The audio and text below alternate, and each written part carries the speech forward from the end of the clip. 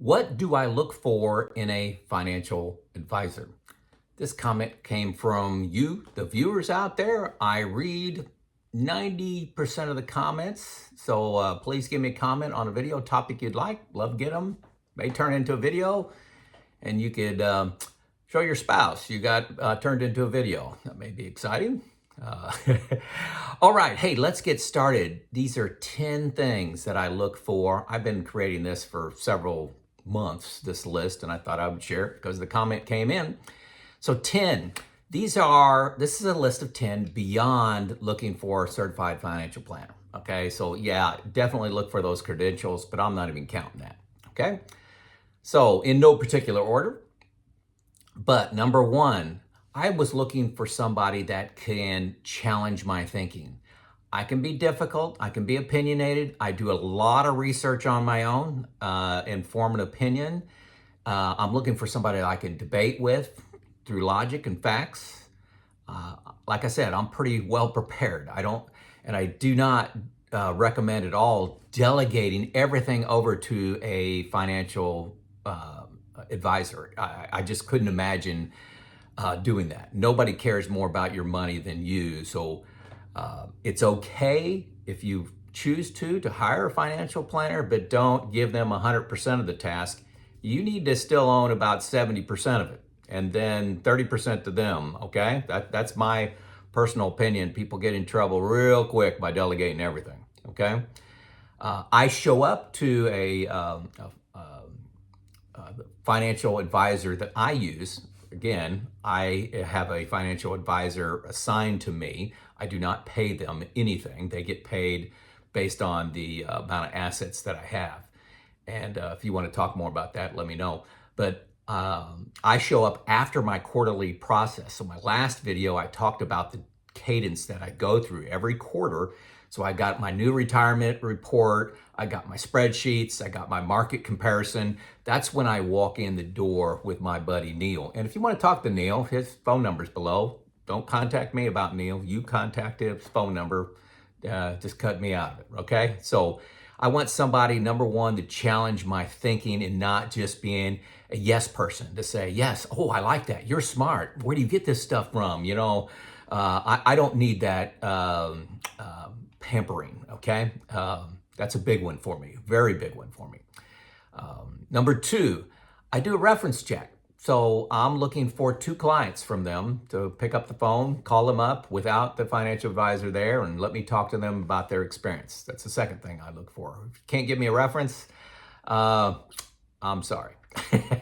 Number 3, I want them to listen to my situation, my risk profile.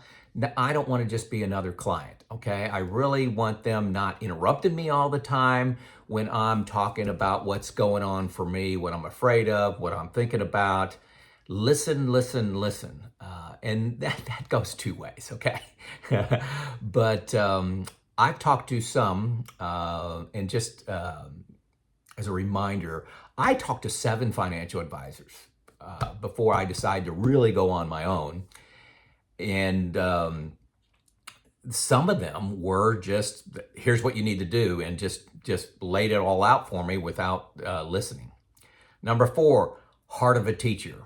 Okay, I don't want a salesman vibe from them. I want them to love the subject matter and love the education process. You know the type that I'm thinking about.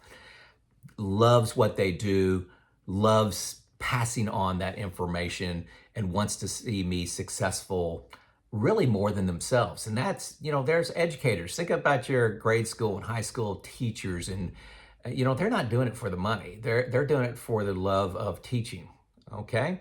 So pause right here. Hey, folks, my name is Joe. I'm 59, been retired for 5 years. So I'm on this journey. So I'm trying to give my story about 5 years before retirement, through retirement, and then what I've learned the 5 years after retirement. So it'll be less mysterious to you, less fearful for you, and you don't get stuck working one more year, okay? That's what I'm about here. Real experiences, okay?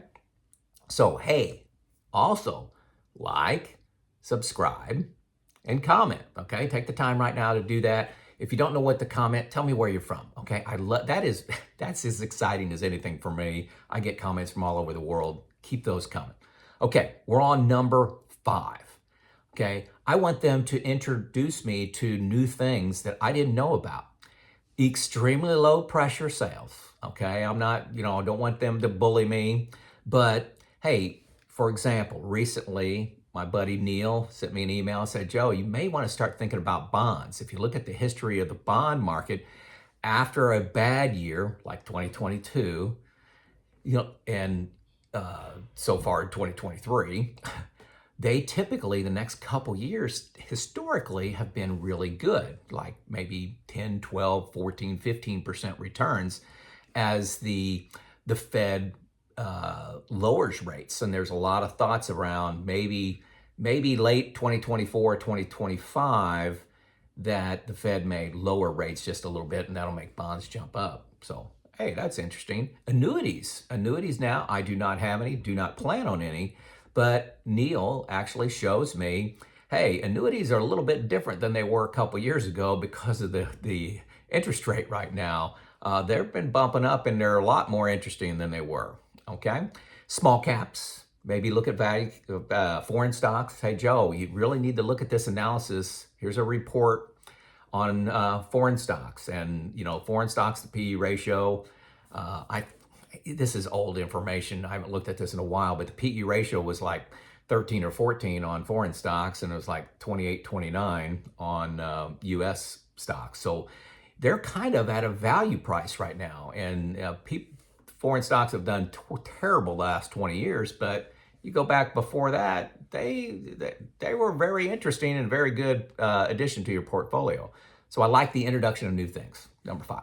Number 6, I was looking for somebody young, okay? And I was looking for somebody, really my target was about 40 years old, maybe as high as 50, 55 years old.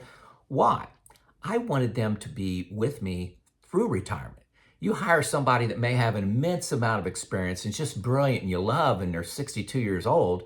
Well, about the time that you really need them to perform, they're retiring and passing you on to somebody else. A lot of times they have a child that, is their underling for a few years, and they pass it on. What if you don't have the same relationship with them? So I was looking for somebody in their mid-career, really latest.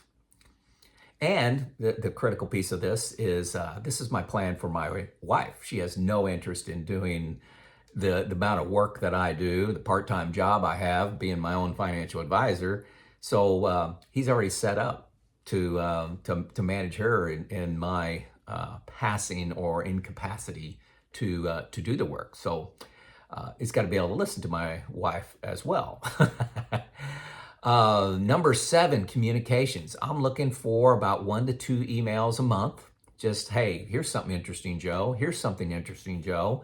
And I look for about 4 meetings a year, maybe more, maybe less, depending on how exciting things are, how much drama is going on in my life or in the market.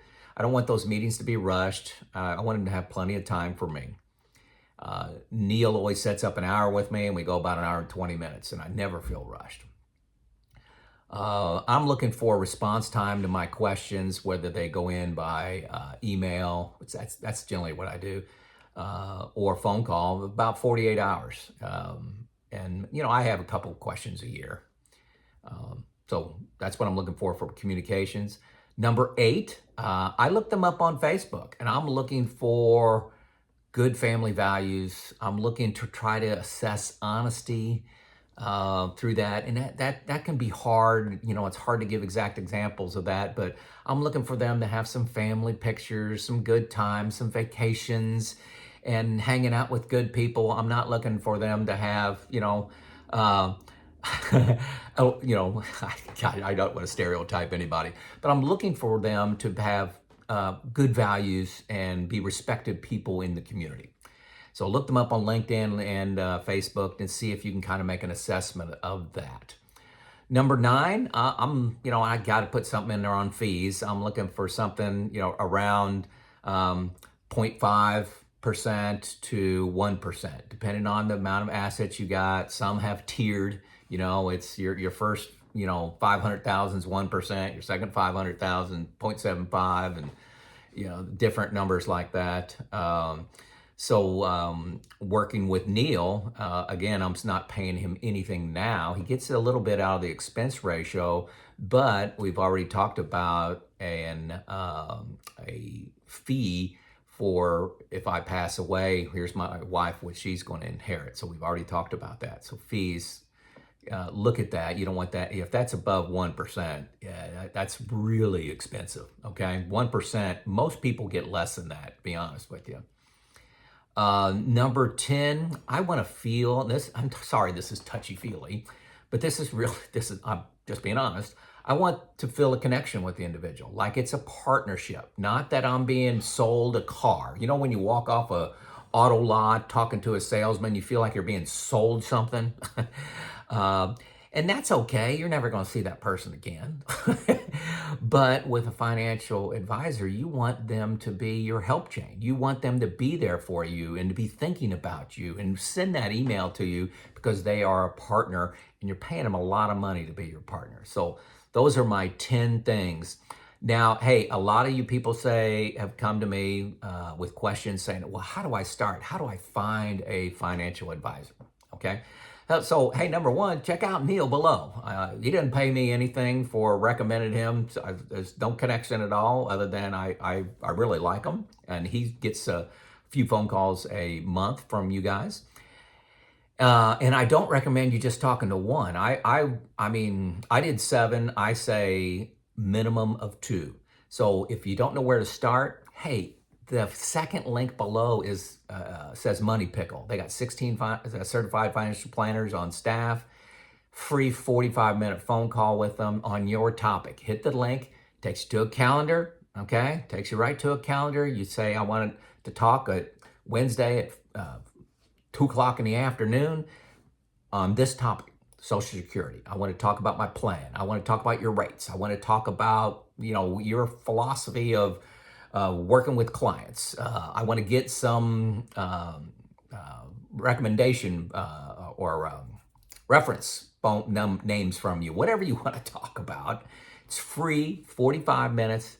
Start the process with these guys. There's no downside, 100% free.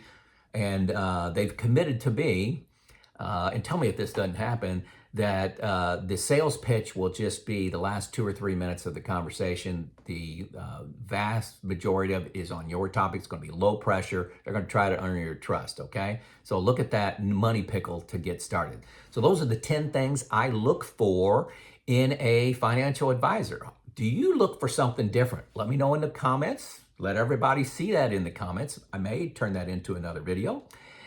And this is Joe out.